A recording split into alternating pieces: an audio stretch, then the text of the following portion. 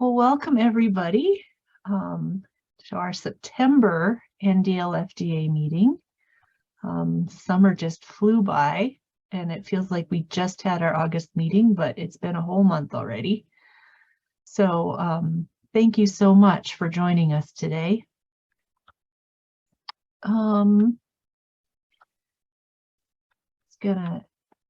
Okay, we've got 12 people. That's enough to do a reasonable number to do introductions from everybody. So we'll go around the room. If you would share your name, location, and affiliation. And the weather's getting cooler. So what's your favorite fall activity?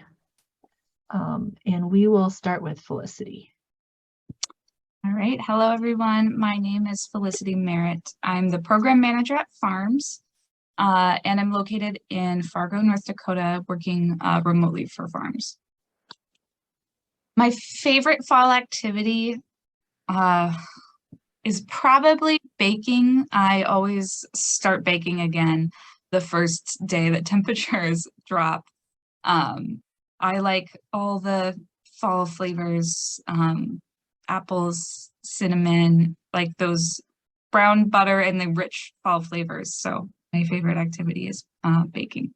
How about Lori? Hello, everybody. I'm Lori Sapu. I operate a cooperative development center headquartered out of Mandan. It's the Rural Electric and Telecommunications Development Center. Oh, if I have to pick just one favorite activity, I love pumpkin patches. Craig?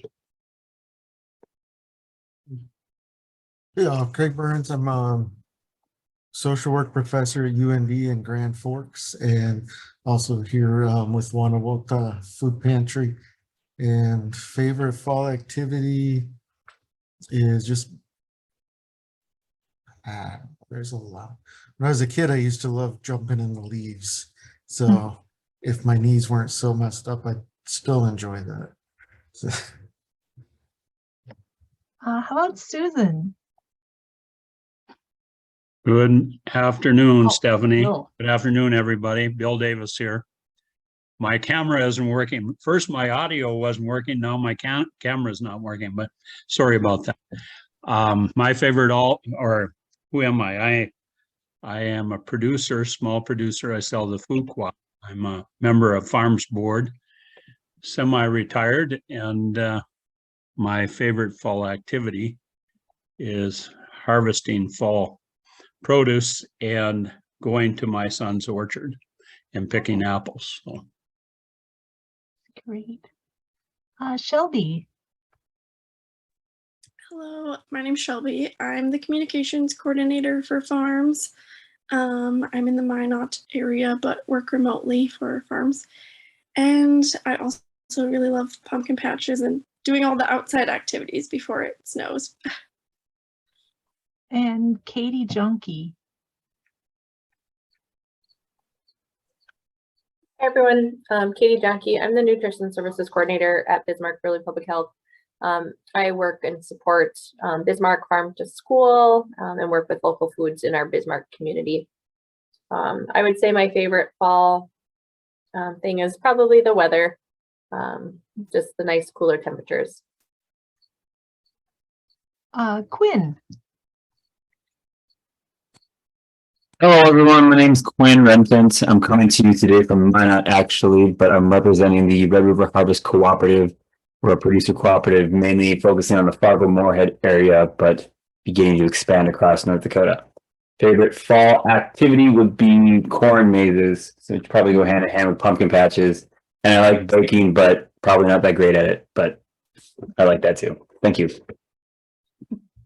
And Ann Olson.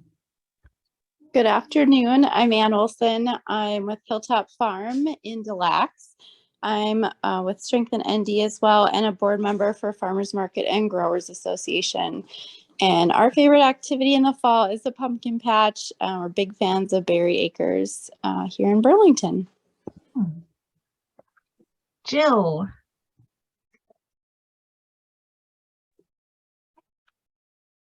Good afternoon. I'm Jill Hawkinson, USDA Rural Development Community Development Specialist. I also serve on the USDA Beginning Farmer Rancher Program Board.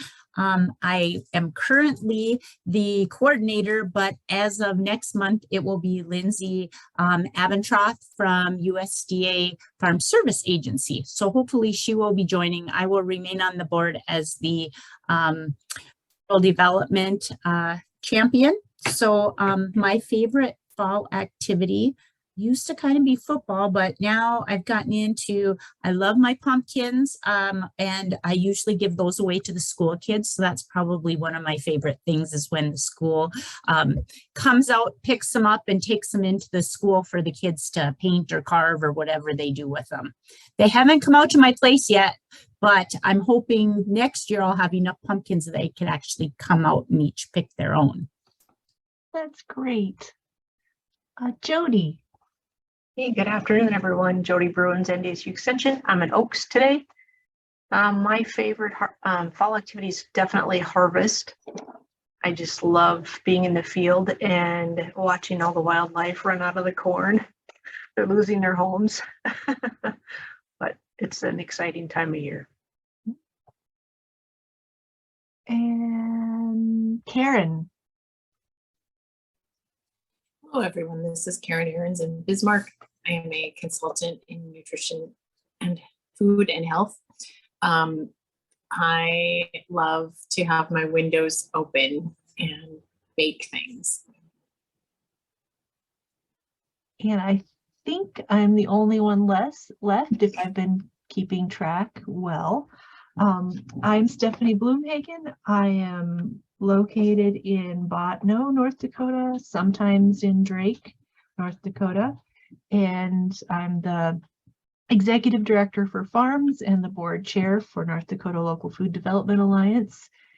And yeah, I like hiking and biking and camping and outdoor activities in the fall. The weather's cooler, it's not so hot and sticky, and you often have the trails and the campgrounds all to yourself. So that's and the colors, the leaves have started to change, and things are red and gold and green and brown. So that is my favorite. Is there anyone I missed? Okay. I should have stopped sharing for that so that we could have seen our each other's faces, but we'll just leave it on the agenda for now. So the big thing that we want to talk about this month, is the upcoming White House Conference on Hunger, Nutrition, and Health. This is, let me see if I can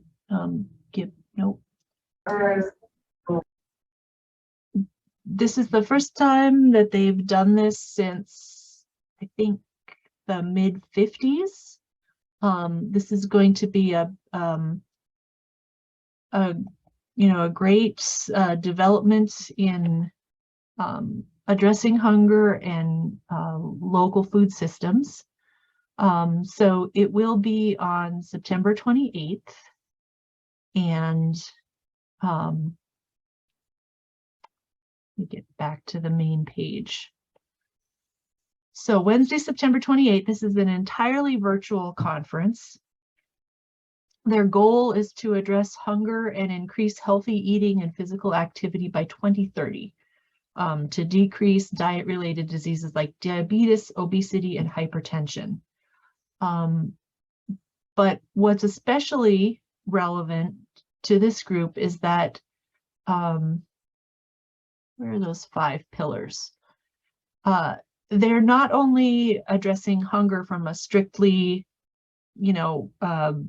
social services feeding program stance, they're also addressing the role that nutrition and local food and local food production has in this. So We've got links to the registration and the agenda here.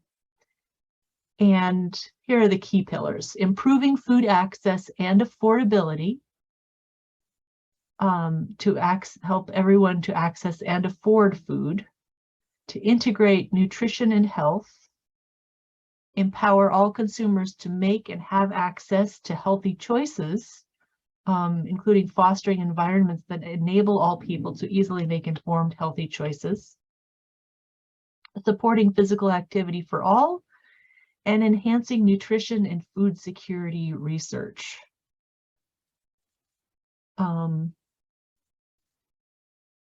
The agenda has been posted online.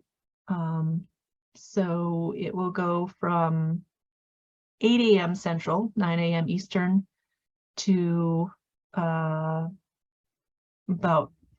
4:55 or 5 o'clock Central.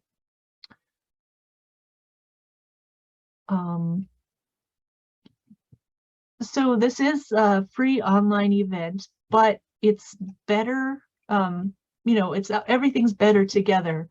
And so Karen, did you want to share a bit about the watch party that North Dakota Public Health Association is hosting?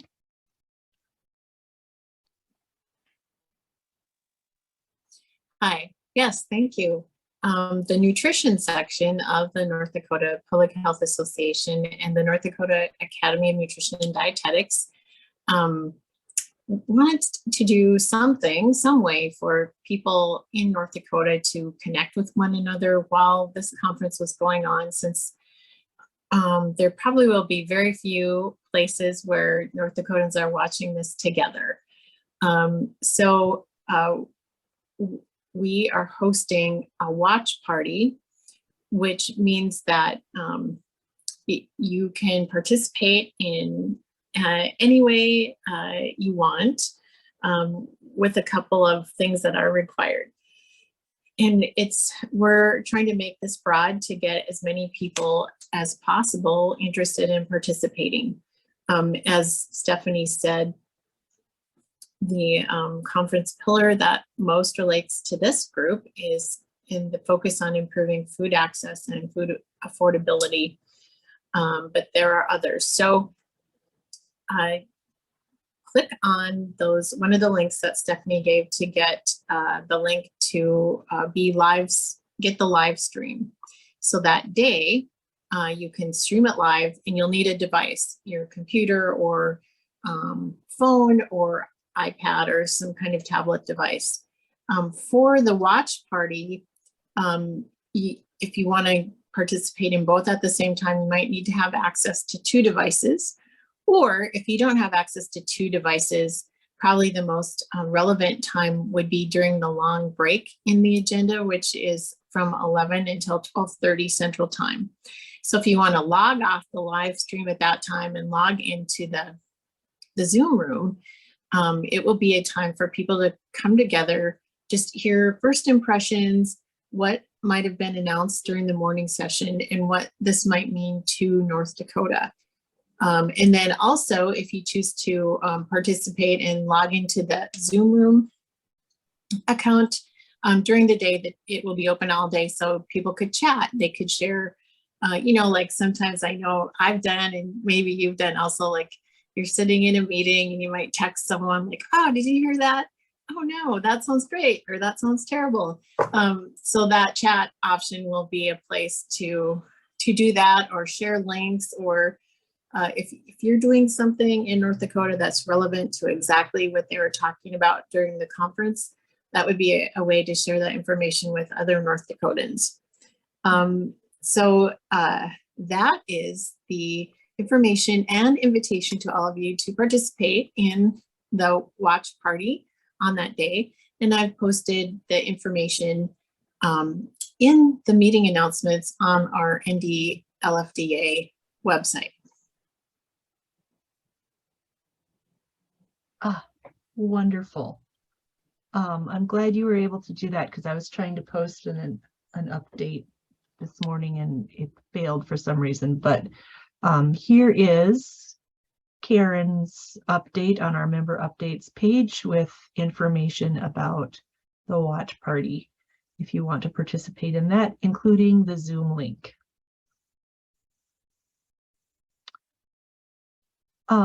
In addition, you'll have two other opportunities. Farms has a monthly coffee o'clock on the last Wednesday of the month from noon to 1. That coincides with the September 28th White House conference. We will still open our Zoom link from noon to 12:30 because that coincides with the break for the White House conference. And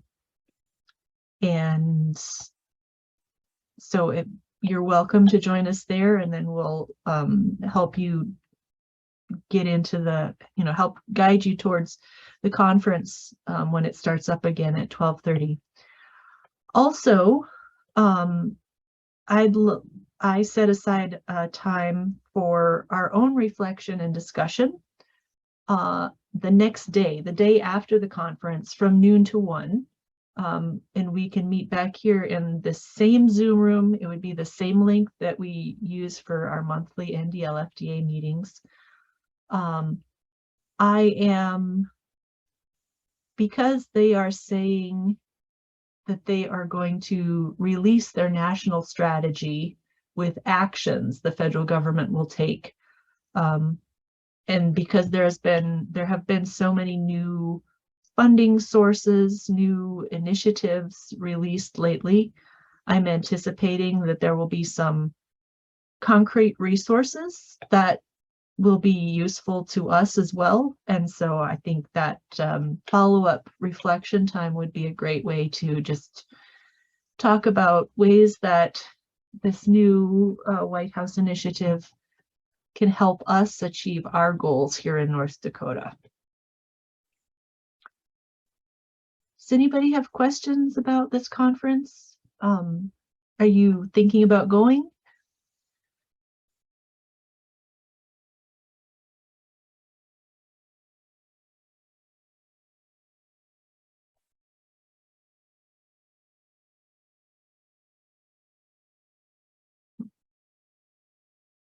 Okay.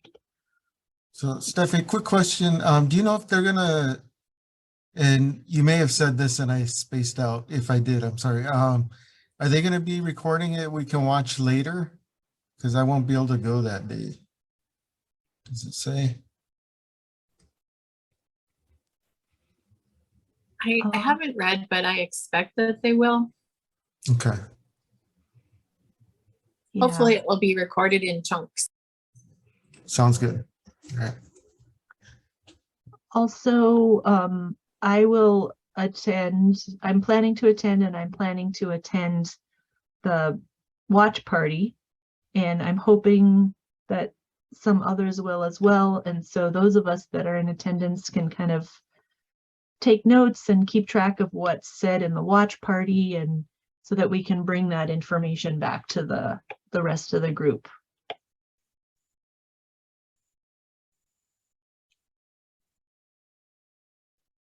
Hey, Stephanie, sorry. Question for Karen. How do we attend that watch party again?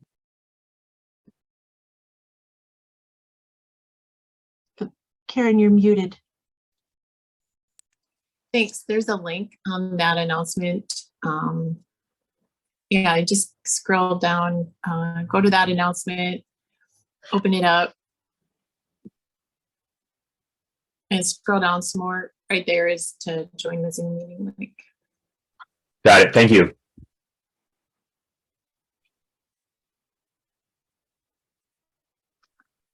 Thanks for your interest. Yeah. Well, speaking of events that we would have loved to attend but weren't able, there was a Tribal Food Sovereignty Conference at United Tribes. Well, it was hosted by United Tribes. I think it was maybe located somewhere else in Bismarck on September 8th.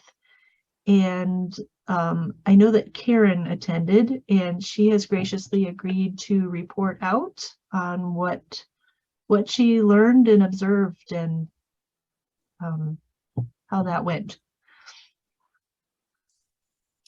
Thank you, Stephanie. It was a great day. This first Tribal Food Sovereignty Summit, first annual, one of the major funders for it has stepped up to say that they will continue the funding for next year. So they're looking forward to a second annual. So if you couldn't attend this first one, there are good signs that there will be another one next year. So this was held in conjunction with the Tribal Leaders Summit sponsored by United Tribes Technical College at the Event Center in Bismarck. And this came about at the request of an elder from the Standing Rock Nation, Pete Red Tomahawk. And so those of you who attended our very first North Dakota Local Food Development Alliance Food Summit in Jamestown, Pete was there. Pete is he has a title assisting people with gardening activities on the Standing Rock Nation, and he works closely with Petra Harmon Wenhawk. And it was Pete's vision and desire that a food sovereignty summit be held in North Dakota. After he attended one, I believe it was at the Oneida Nation, and he was very impressed by that and wanted to do the same kind of thing here. And he wanted a chance for elders to pass down their wisdom to younger people.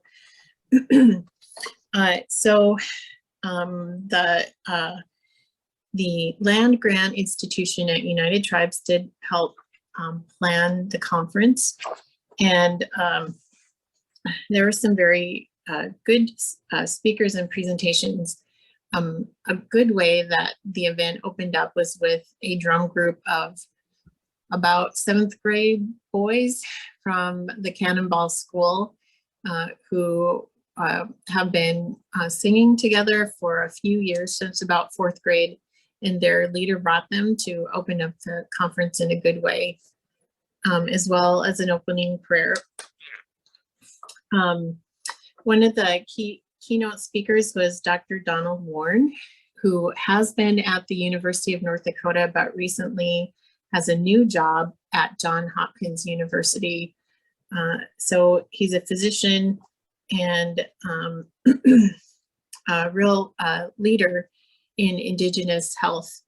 And coincidentally, he recently served on a large group of people who put together recommendations for the White House conference. So his presentation talked about being part of that organization led by Tufts University and others, who put together a series of over 30 recommendations for informing the White House Summit. So he talked a lot about that and what some of the recommendations were. There were also presentations from a food sovereignty leader in North Dakota, Linda Black Elk, about native plants and foraging.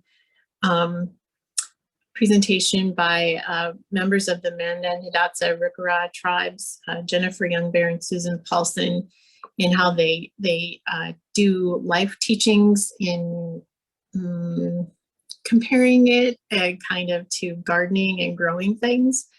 And also 2 United Tribes students speaking to climate change, called It's Getting Hot in Here, and just kind of good to hear not good, but grave to hear the perspectives of young people facing a world of the impacts of climate change on all of us.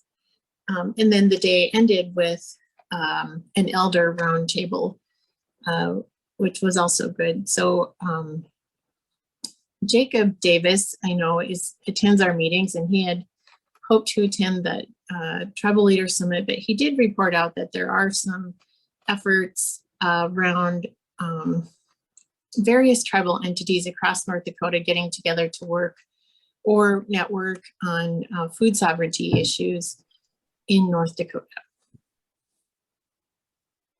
Great. Does anybody have questions for Karen?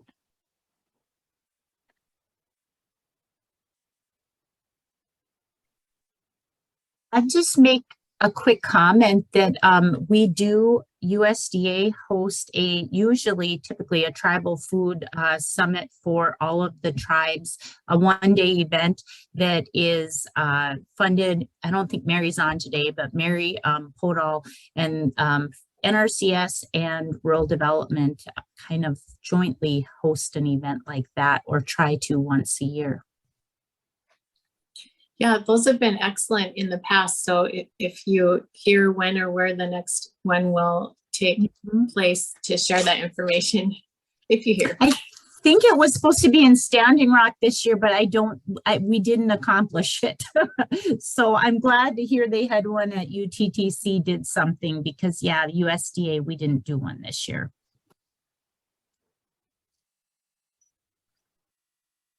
Well, I will be looking out for information on the next one. And I will do my best to get it on my schedule and prioritize it so that I don't miss the next one. I also have, Karen, you shared the agenda and there were speaker bios for all the speakers, but I think they're PDFs. So I'm not able to drop them in the chat right now, but we can upload those to the member resources if others want to read through those.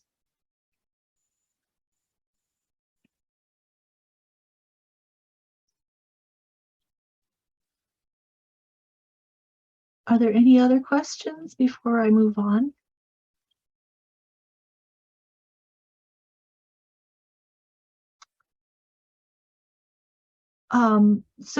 This meeting, we've got lots of time for updates, and we do have some updates from NDL-FDA. We held a quarterly board of directors meeting, I think in August, and we've identified some areas we can move forward. So first of all, we are still recruiting for an AmeriCorps Vista member. We have not, we've had a few applicants, but none of them panned out. So that is something that is still ongoing. And we have about $3,200 of grant funding that we need to spend out from a Consensus Council grant that we got in 2021. So what the board has chosen to do is do a request for proposals process to hire a short-term contract worker just to take care of some finite tasks that have a start and finish that would help us move forward. So I did draft up we met and we discussed what those tasks are, and I drafted up the request for proposals this morning. So although I linked it in the agenda, at the moment, I would consider this a draft because I want to give other board members an opportunity to make edits, but I did want to share it with you all. Okay.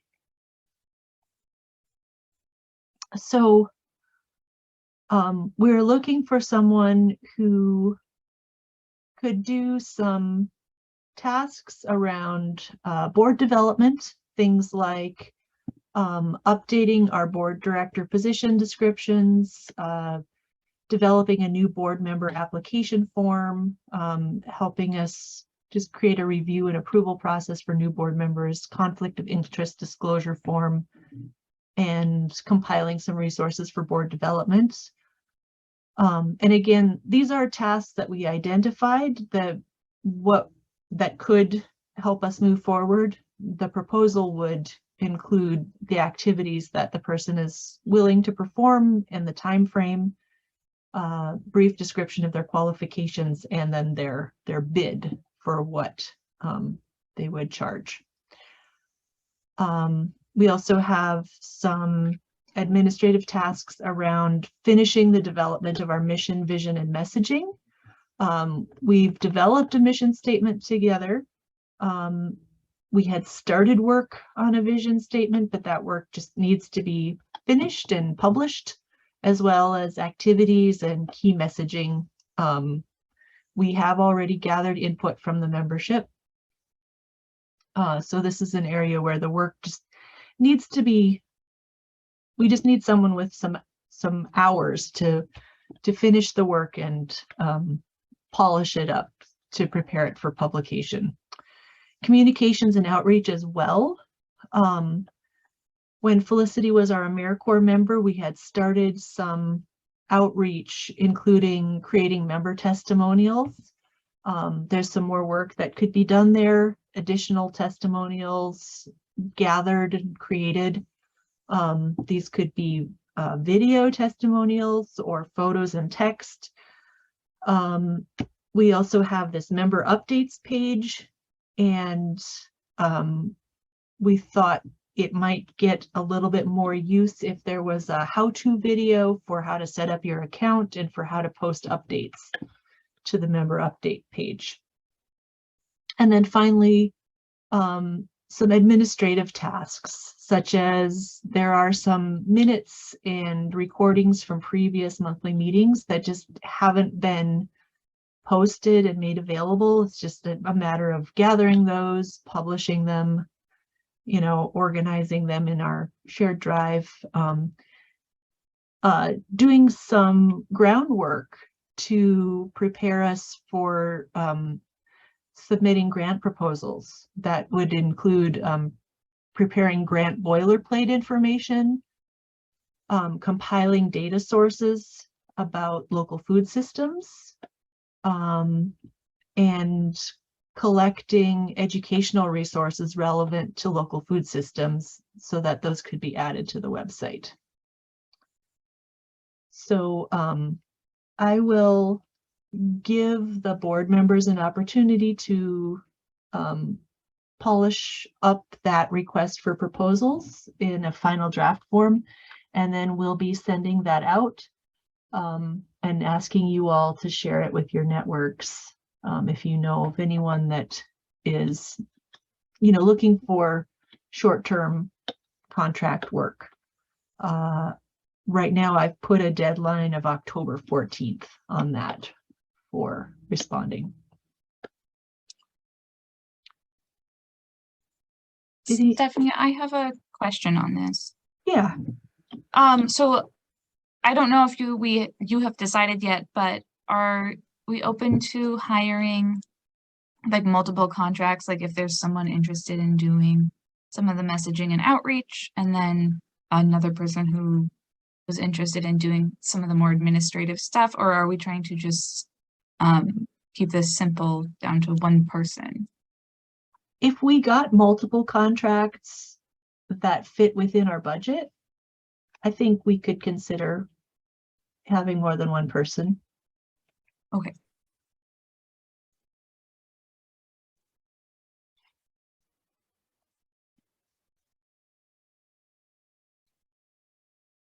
Any other questions about this? Other updates from NDL-FDA is that, oh, and so this is, this replay, at the last meeting we had briefly said that we were thinking about doing an in-person meeting in September. We opted not to pursue that route in favor of hiring a contractor through an RFP process, but we may still consider having an in-person meeting later in the year. We also recently submitted an application to a Regional Food Policy Council Community of Practice, which is being hosted by Johns Hopkins Center for a Livable Future, Colorado State University, Ohio State University, and USDA AMS. That's a competitive process. Their Community of Practice will accept 10 applicants, and they did get quite a few applications. So we're waiting to hear back if we're accepted. We'll hear probably the beginning of October. And if we are accepted, Ellen Craig and myself will be the participants from our group. So fingers crossed, because that looks like a great opportunity to learn from some really experienced and qualified organizations. There was also a local food leader course from Iowa State University that Karen shared recently. The deadline for enrollment was a couple days ago. Felicity, did you enroll?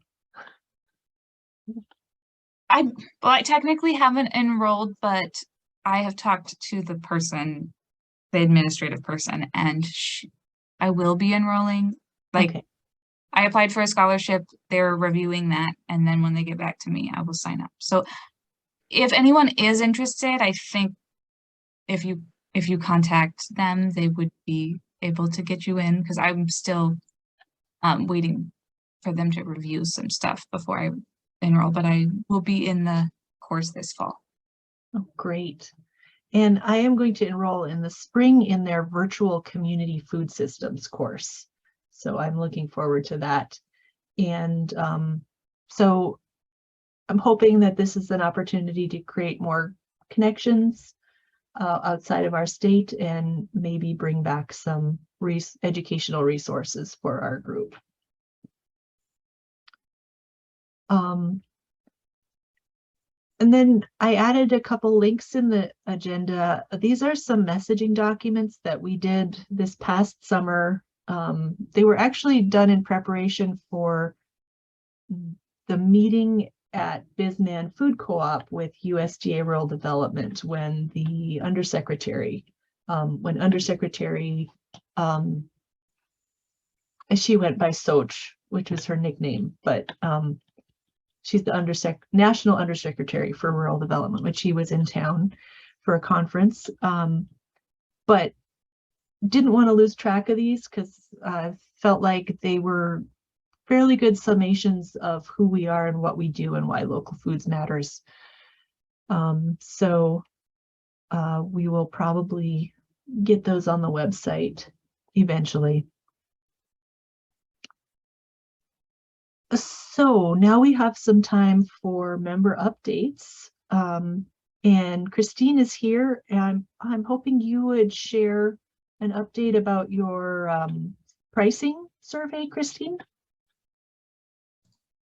Absolutely. I'm glad you asked. So,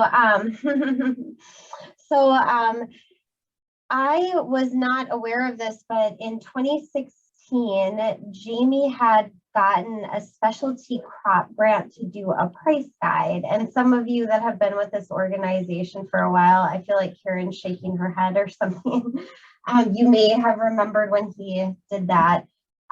Basically, this is something I wanted to do when I came on board too. So I was excited when NDSU suggested we look into doing this, and I worked last week and I put a survey together and basically really kind of just expanded on what Jamie had done. His was very produce oriented, and like I said, it's partially because that was a specialty crop grant, so it had to be produce oriented. But since this is not associated with any type of grant, we're looking at kind of getting a price guide for any farmers market food item. So that includes, your canned goods, your baked goods, other specialty items like coffee, even dog treats are kind of appreciated to be on there. And then, let's see, meat, that's another big one that we didn't really have a price guide for. And I am looking at, I have it out online and I have sent it to the local foods map people. I would kind of like to expand it out to you guys to also share with your members if you're okay with that. I can do that in the next few days here. I'll send you a link to it. I had actually originally created the survey and this on this website called Survey Planet, which is a lot like SurveyMonkey, only it's not as expensive, and it doesn't limit you if you're not paying the higher price for it. So I kind of, bless you, Katie. I hope you guys can hear her. She's sneezing up a storm behind me. Anyway, so I had originally created the survey on this Survey Planet platform, and it worked great. It was super smooth. I sent it out, and then our IT person in our office was like, whoa, whoa, whoa, whoa, you can't send it out using this outside thing. You got to use Microsoft Forms. So I went and talked to him, and I explained, like, I really want to use this platform. So there's actually 2 versions of the survey out now. We have a Microsoft Forms one we're gathering data from, and then I still have that Survey Planet one created, and he's going to review the terms and conditions of it and get back to me. So that would be why you guys won't receive the link today. And we're gonna just wait it out until I get the A-OK, because I would rather have you guys send it out to your members using that other platform. Because although it's easy to kind of gather the info in forms, it's not as user-friendly for the producer that has to enter in the information. So, but basically, once I get the okay, I will send that to you guys. I would kind of like to collect data probably for about a month or so, update it on a spreadsheet, get it on our website, and then I think probably come the spring, do another push to gather some more data from our producers, or even in like around the local food conference time when I meet with all of you kind of in person and discuss this and explain what we've done. But I kind of wanted to get the ball rolling so we at least have something out there for people that are looking into just starting to plan their businesses. Let's see here. That's kind of all I have about the price guide surveys. So be on the lookout for it and encourage people to use what's already out there. I can say we're excited about this at Farms because every year in Farm Beginnings, when we get to the marketing module of the course, we always get questions about, if I'm a new producer, how on earth do I figure out how to set my prices? And we've been directing them to the previous surveys that Department of Ag has done, as well as some work that Entrepreneurial Center for Horticulture had done. But a lot of that information is a few years old now. So we're excited about this, and we will share that with our students as soon as it's published. I can say, speaking from the vendor's perspective too, Stephanie, like with inflation and the amount of everything going up, if you are buying any kind of ingredients to make your product, I mean, I was kind of lost whether I should up my prices this year.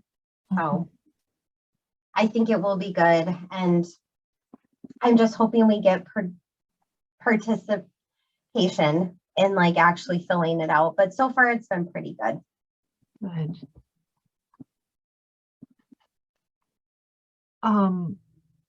As soon as the link is live, we will share it to the NDLFDA Facebook page. I think we've already shared it from the Farms Facebook page, but we can share again with the new link. And then we can post to the member updates page as well, Christine, which reminds me, those of you who participate on behalf of like a government entity, like Extension or Rural Development or Department of Ag, do you have, are there restrictions on you being able to join an organization that make it difficult for you to sign up for our member updates page? It was something that Christine brought up that we hadn't really thought about. We're just trying to create a system for you to share information, but we don't want to cause a challenge for you guys with your employer. I think we can join a page like that, Stephanie, but I know, like, being members, we have to be listed as associate members. I think what I did is I paid my individual dues and then the lifetime dues and as myself, but we have to, we can be members of things. We just have to be listed as associates. But as far as accessing the pages, is there a special login we need or something like that? Or I don't know. I mean, and I'm asking so that we can, you know, because it's my husband who's developing all these technical resources, we have the flexibility to adapt it to meet your needs. So if we sometimes we can't get into certain things like, you know, Gmail and stuff like that. We have to go through special pathways to get into that, and like OneDrives. But if I can check into it if there's any restrictions for us, but typically if we have to download a program that isn't an approved USDA program, then we have to get special permission. Okay. I'll maybe reach out offline to those that I know work for government entities and just see if there's anything we can do to make access better for you. We also want to be cognizant of any security protocols that your entities have, so that we're not causing you to put your organization at risk. Sure. Yeah, because we can join Zooms and platforms like that. We just can't host them ourselves.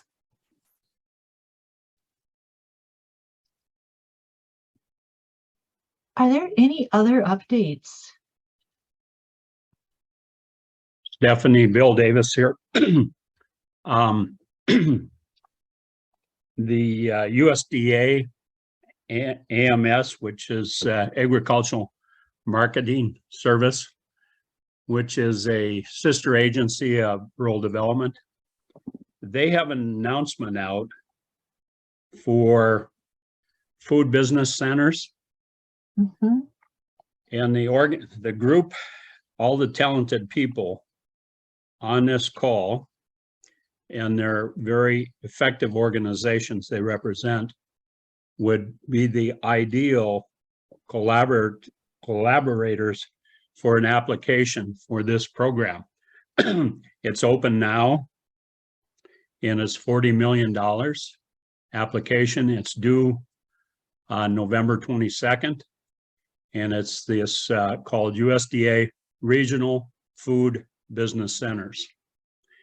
And talented people like Jody and her organization, others, Lori, on and on, Strengthen ND, of course, Farms and the Alliance, all would be great to be part of an application. I did share this with Holiday and suggested he take it to Aaron, and probably should have talked to you too, Jill. But this program, I think, is tailor-made for us, for the folks that are on this call.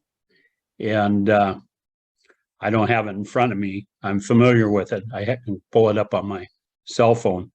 But I think it's really an opportunity, and we could do it statewide. And they have organizations like are represented on here, including rural development and the RECs. Maybe we could bring in the Farmers Union. Maybe we can bring in addition, some of the other educational institutions. But it's for collaborative activities. I'd love to bring in the tribes, get them involved. So I won't go into details on the program, but I encourage everybody to look at it. And maybe a steering committee could be formed and explore whether it'd be worthwhile for this organization to move forward with it. So I just thought I'd throw that out there. And I did just put a link to it in the chat box for anybody that wants to take a look at that. Thank you, Jill. I can add that Karen, Lori, and I have looked at this closely. There are a couple things that make us feel that they're probably going after somewhat larger entities that this is not for a statewide, this is for a regional business center. So you would have 400 miles or 3 states, yep. Yeah.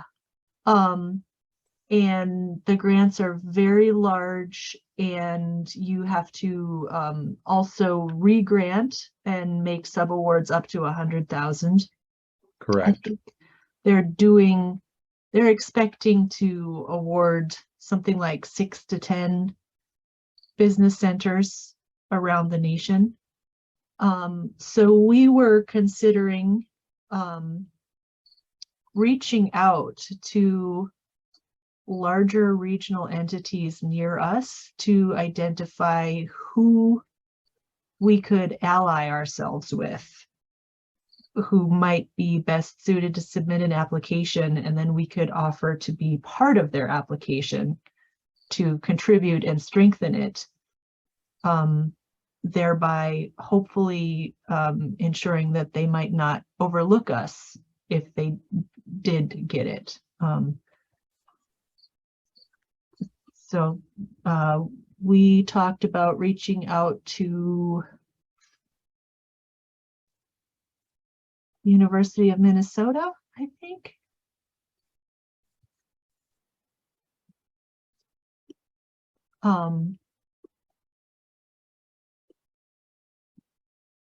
But Maybe University of Michigan, maybe. But that would be a stronger position if there were, all of us signing on to something together.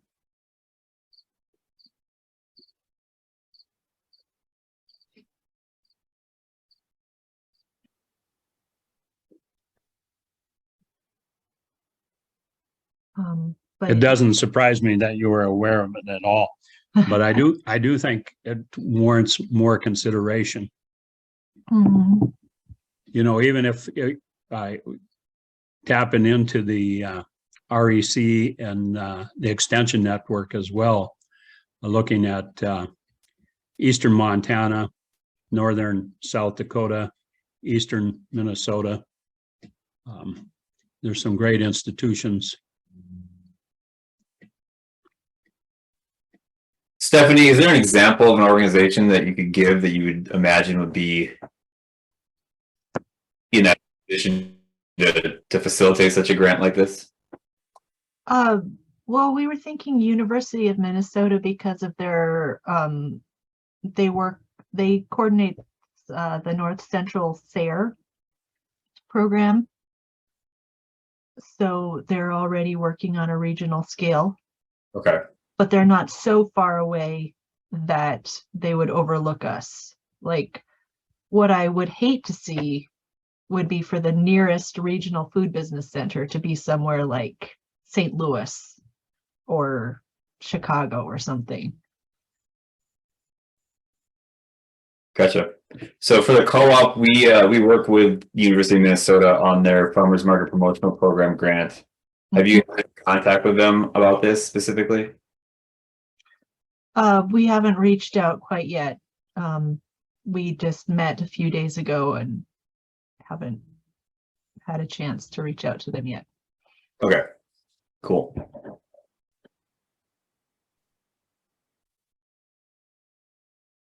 So Bill, this is Lori, and just looking at the call for proposals, to me, it felt like it was more targeted towards universities, and you have that wonderful previous USDA background, so you may know better than me, because when I first read it, I too was excited because we've been working so much in food in our state.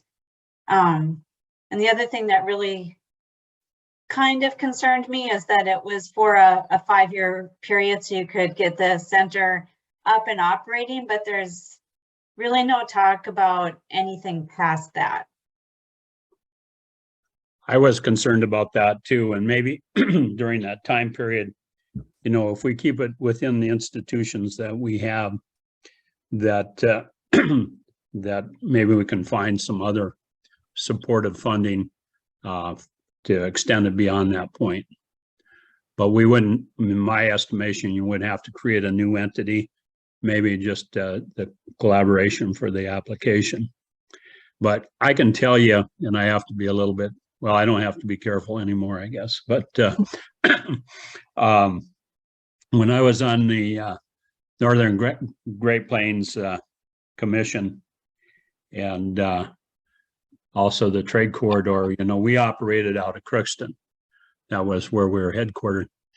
But we always got, once we got engaged with the University of Minnesota, which I went to school there, it was always, we're always the poor sister lots of times. I mean, they were so dominant, and they utilized their indirect cost rates and manipulated a lot of the funding.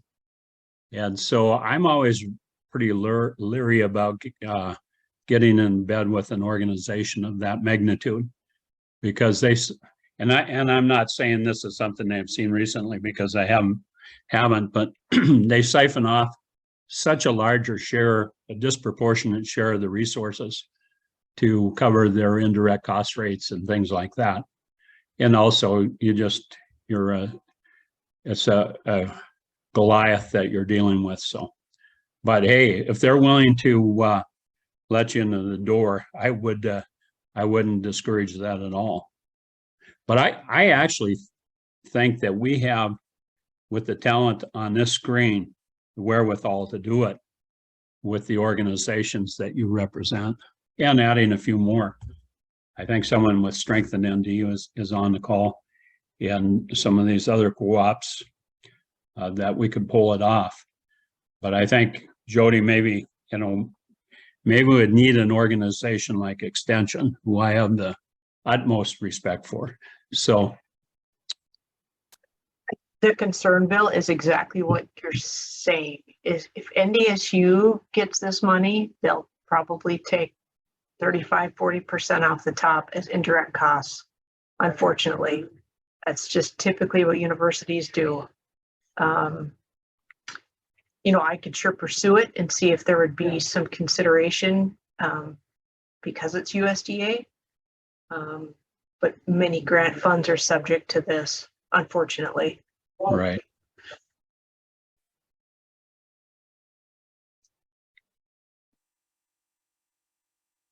Is there a desire to have a separate convening to look at this more?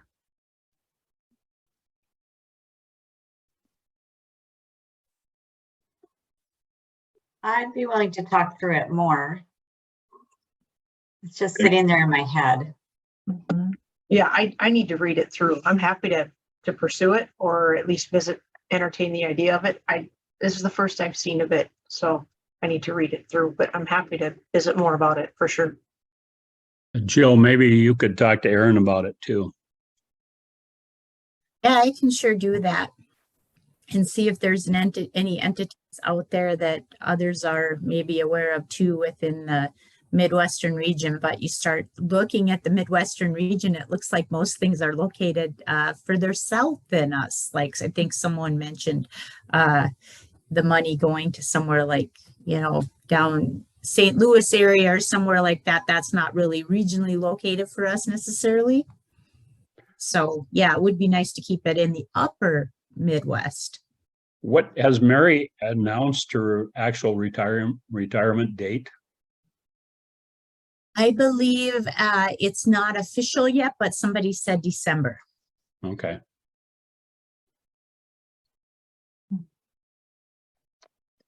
Well, appreciate the consideration. Yeah. Mary did send a couple of other opportunities that I said I would share with the group, and I'm just going to share my screen. There's FSA Office of Outreach Increasing Land Access Program, which will make up to $300 million in funding available for cooperative agreements and grants for projects that increase access to land, capital, and markets. And then the Next Gen program, which will make up to $250 million in funding available to recruit and retain a resilient, diverse, and capable food and agricultural workforce. Secretary's announcement here.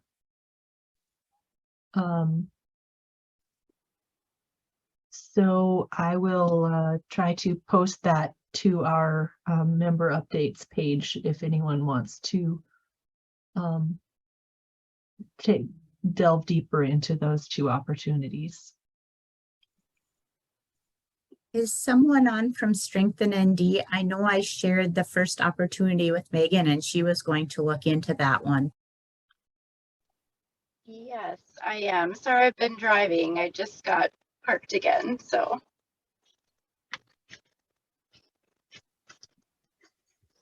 And do you know if Megan has decided whether you will pursue that or not?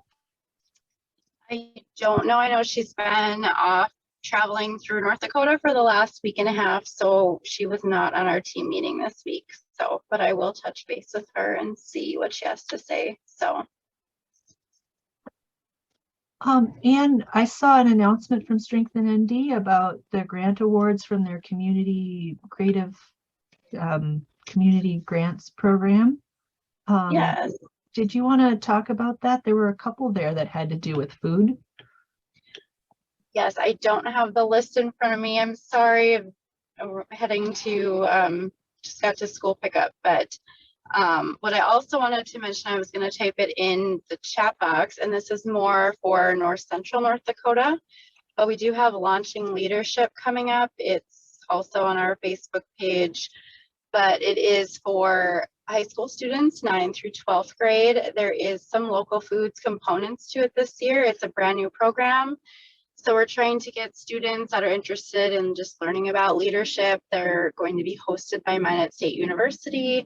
It's over Teachers Convention week. So it will be mid-October. I believe it's the 19th. They come in that Wednesday and they're done that Saturday. And it's free for them to attend. They're going to get to see some wind farms. We're going to do a local food supper in Rugby, talk to local leadership, those kind of things.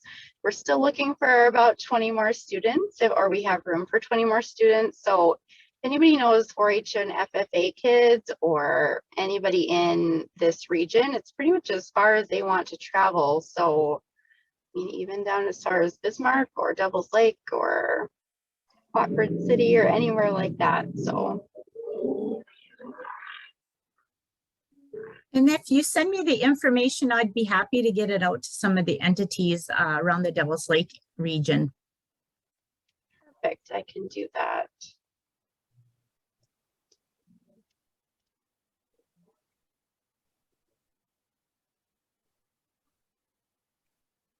And I'm putting the announcement from Facebook about the grant awards in the chat.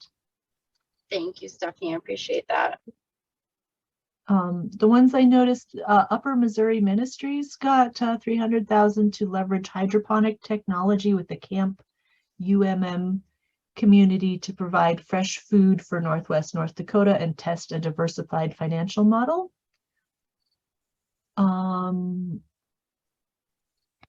Standing Rock Community Development Corporation is going to document elder stories, recipes, and audios of the Lakota and Dakota languages, which will be turned into a cookbook for language education. And then Communities Acting Together for Change and Hope, CATCH from Animus is received funding to develop a program of advocacy and facilitation to pilot communities to demonstrate rural places can grow their communities by recruiting newcomers to live and work there.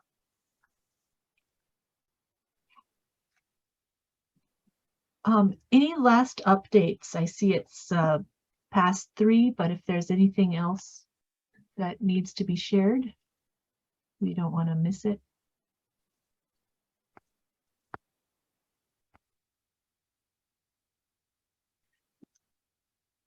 Thanks everybody for coming today, and We will talk again next month, and I hope you have a great rest of your week. Thank you. Thanks, Stephanie. Thank you. Thank you. Thanks.